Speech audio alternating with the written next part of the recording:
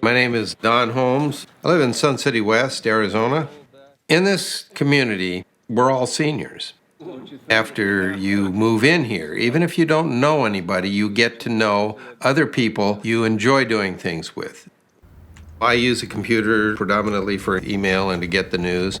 One day, a thing pops up and kind of blocks the screen and says, you've got all kinds of viruses in your computer. The design of the pop-up had a Microsoft logo on the top, and they had a number. And I couldn't get rid of this thing on the screen. Turned the computer off, turned it back on, still there. So I called the number. They identified themselves as Microsoft. I had no feeling that there was anything wrong.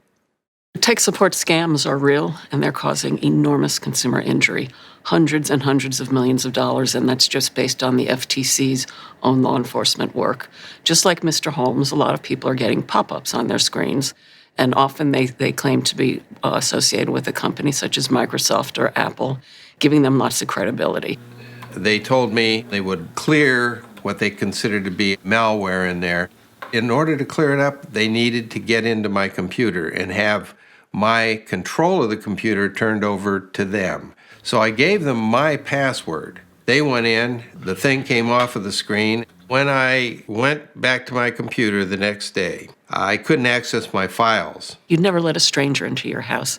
Don't let one into your computer. If you get a pop-up, don't click on a link. If you get a phone call from someone who says your computer's security is at risk, don't listen to them. Stop. Take the time to talk to a friend, talk to a family member. When this happened to me, I was a little bit embarrassed. I mean, I consider myself fairly alert, but I was targeted and I was scammed.